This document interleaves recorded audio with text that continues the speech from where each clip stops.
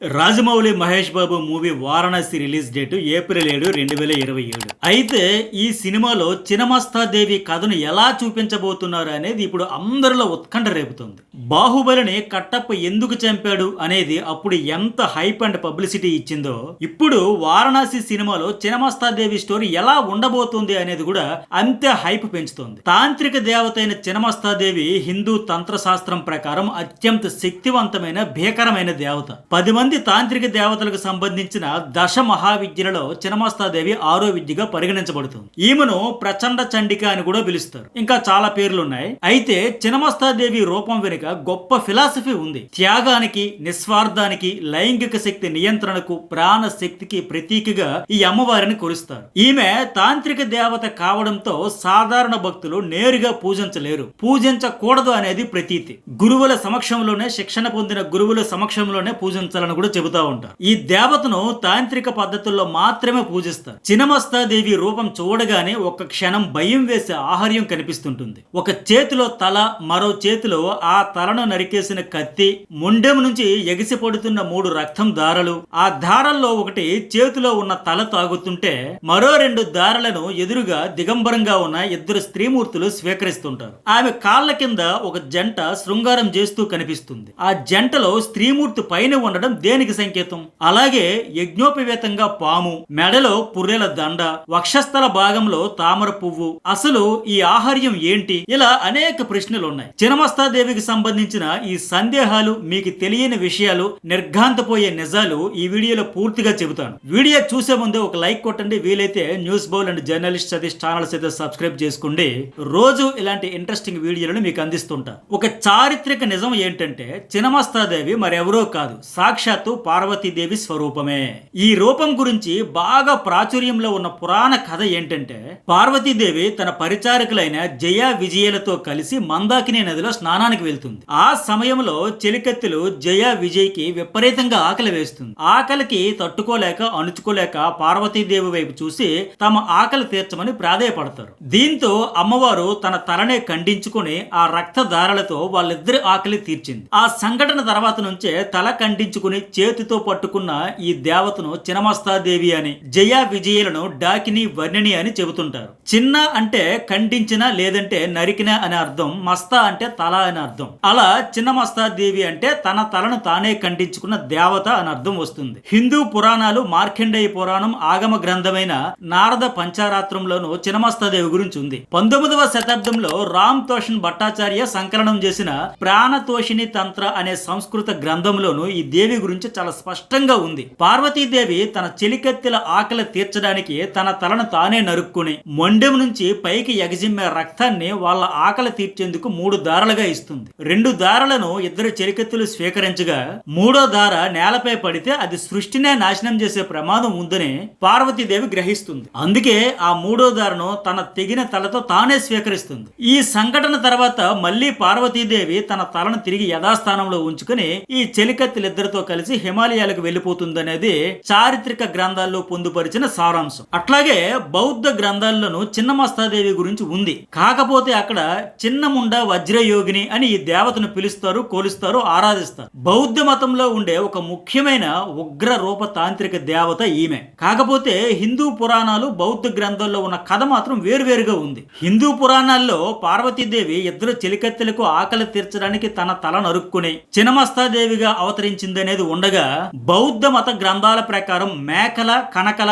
అనే 2 మహాసిద్ధి సోదరీమణులు వాళ్ళ గురువు గారికి నివాళులుగా తమ తలలను నరుక్కుని ఆయన పాదాల వద్ద గురుదక్షిణగా పెట్టి మొండేలతో నృత్యం చేస్తున్నప్పుడు చిన్నముండా వజ్రయోగిని రూపం ఉద్భవించిందని ఉంది. అయితే ఈ చినమస్తాదేవి, ఆ చిన్నముండా వజ్రయోగిని, ఈ 2 దేవతల రూపాలు 2 కూడా తలలు నరుక్కుని వాటిని చేతితో పట్టుకునే ఉంటాయి. కాకపోతే ఇద్దరి మధ్య కొన్ని తేడాలు ఉన్నాయి. చిన్నమస్తాదేవికి ఎప్పుడు 2 చెలికత్తెలు ఉండగా కాళ్ళ కింద శృంగారం చేసుకునే రతి మన్మధుల జంట ఉంటుంది. బౌద్ధ గ్రంథాల్లోనే వజ్రయోగిని అవతారం మాత్రం తలను చేత్తో పట్టుకుని మొండెంతో ఒంటరిగా నిలబడి ఉంటుంది. కాళ్ళ కింద ఓ జీవం లేని శరీరం ఉంటుంది. మరో విచిత్రమైన విషయం ఏంటంటే, టిబెటన్ తాంత్రిక ఆరాధనల్లోనూ చినమస్తాదేవి పూజ ఉంటుంది. ఆమెను అక్కడ త్రికాయ యోగినిగా పిలుస్తారు. ప్రాణతోషిని తంత్రం అనే గ్రంథంలో ఈ అమ్మవారి గురించి చాలా బాగా వివరించారు. ఆ గ్రంథం హిందూ తంత్ర శాస్త్రంలో విజ్ఞాన సర్వస్వానికి చాలా చాలా ప్రాముఖ్యమైనది. ఈ గ్రంథాన్ని 1821వ సంవత్సరంలో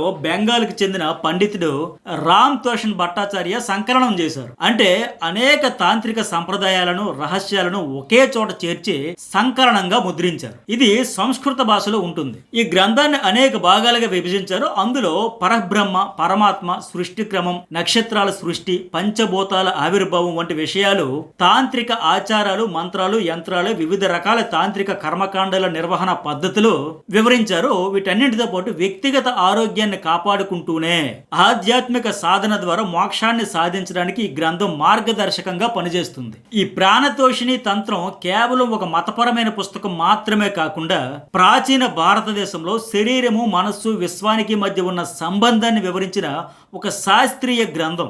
ఈ చిన్నమస్తాదేవి రూపం ద్వారా అమ్మవారు ఈ లోకానికి ఏం ఉద్బోధిస్తుందంటే, తల అనేది అహంకారానికి అంటే యుగోకి, బుద్ధికి సంకేతం. ఆధ్యాత్మిక ఉన్నతి సాధించాలంటే ముందుగా నేను అనే అహంకారాన్ని చంపుకోవాలి. ఇక్కడ తలను ఖండించుకోవడం అంటే భౌతికమైన అహంకారాన్ని వదిలేసి నిరాకార స్థితికి చేరుకోవడం. అమ్మవారు ఆకలి తీర్చమని అడిగిన పరిచారికులకు పళ్ళు, పలహారాలు ఇవ్వచ్చు, కానీ గొప్ప సందేశం ప్రపంచానికి ఇవ్వడానికే ఆమె ప్రాణత్యాగం చేస్తూ తలను అంటే అహంకారాన్ని వదులుకోవాలనే ఆధ్యాత్మిక సందేశం మానవాళికి అందజేశారు. పళ్ళు, ఫలహారాలు ఇస్తే ఒక దానం మాత్రమే అవుతుంది, కానీ తల నరుక్కోవడం అనేది సంపూర్ణ సమర్పణ.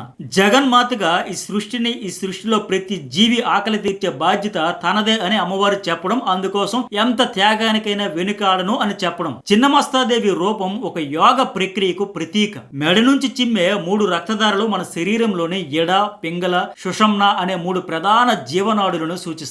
మధ్యలో ఉన్న దారను తెగిపడిన శిరస్సు తాగుతుంటుంది. ఆ దార జ్ఞానానికి సూచిక. అంటే ప్రాణశక్తి కుండలిని ద్వారా సహస్రార చక్రాన్ని చేరినప్పుడు కలిగే పరమానందం అది. అమ్మవారి పాదాల కింద ఒక జంట శృంగారంలో ఉంటారు. వాళ్ళను ఈ దేవత తొక్కుతున్నట్లు ఉంటుంది. ఆ విగ్రహం రూపంలో ఒక గొప్ప సందేశం ఉంది. ఇంద్రియ నిగ్రహం పాటిస్తేనే విద్య అబ్బుతుంది.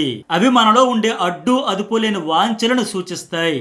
ఏదైనా సాధించాలంటే ఆ కామ కోరికలు అణుచుకోవాలని సూచించడం, కోరికను జయించి శరీరం మీద వ్యామోహం లేకుండా సాధన చేస్తే చెలికెత్తులైన డాకిని, వర్ణినికి ఇచ్చినట్లే అమ్మవారు అనుగ్రహం భక్తులకు లభిస్తుంది.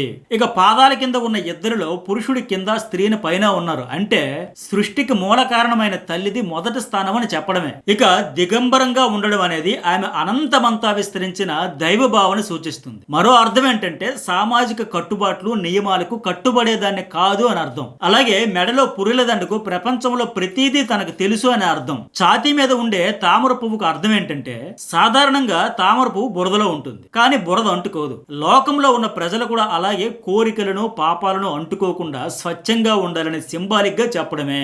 యజ్ఞోపవేతంగా ధరించిన పాము పవిత్రతకు చిహ్నం. అయితే ఈ తాంత్రిక దేవతకు గురువు శిక్షణ లేకుండా ఉపాసన చేయడం చాలా కష్టం. అందుకే తాంత్రిక విద్యలు చేసేవాళ్ళు అఘోరాల సన్నిధిలోనే చేస్తుంటారు. ఈ చిన్నమస్తాదేవికి జార్ఖండ్, యూపీలోని వారణాసి సమీపంలోని రామ్నగర్, కాన్పూర్, అస్సోం, వెస్ట్ బెంగాల్లో విష్ణుపూర్లో ఆలయాలు ఉన్నాయి. హిందూ తాంత్రిక దేవతగా ఏటా వైశాఖ మాసం శుక్లపక్ష చతుర్థి రోజున భక్తులు చిన్నమస్తాదేవికి ఉత్సవాలు జరుపుతుంటారు. చిన్నమస్తాదేవిని ప్రార్థిస్తే కష్టాలు తొలగి సుఖభోగాలు లభిస్తాయని, మనశ్శాంతి, సరస్వతి అనుగ్రహం లభిస్తుందని, దరిద్రం పోతుందని, పదవులు పదోన్నతులు వస్తాయని, రాజ్య ప్రాప్తి, శత్రువులపై విజయం, కష్టకార్యాలు అవలేలుగా పూర్తి చేస్తారని గ్రంథాల్లో ఉంది.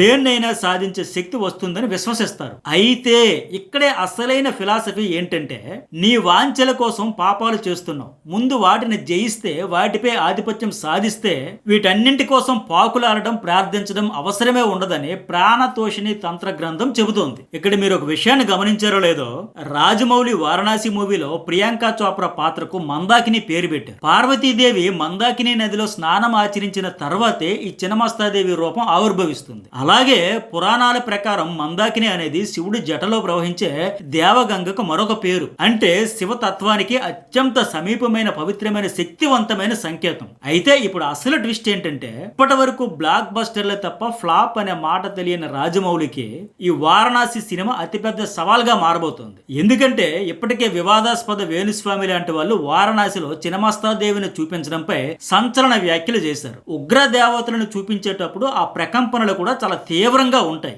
వాటిని తట్టుకునే శక్తి రాజమౌళికి ఉండాలి. దాని ఫలితంగానే వారణాసి గ్లింప్స్ రిలీజ్ రోజున టెక్నికల్ ప్రాబ్లమ్స్ వచ్చాయని, ఆంజనేయ స్వామి గురించి కూడా రాజమౌళి నోరు జారారని వేణుస్వామి మరికొందరు ఇప్పటికే తీవ్ర విమర్శలు చేస్తున్నారు. ఈ వీడియో నచ్చితే ఖచ్చితంగా లైక్ కొట్టండి. అప్పుడే మరిన్ని ఇంట్రెస్టింగ్ వీడియోలను మీకోసం రోజు న్యూస్ బోల్ అండ్ జర్నలిస్ట్ సతీష్ ఛానల్స్ లో అప్లోడ్ చేస్తూనే ఉంటా.